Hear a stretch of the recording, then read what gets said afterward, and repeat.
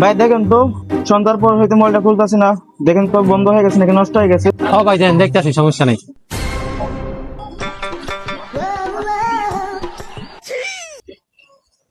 ভাই এটা তো ব্যাটারি গেছে গা।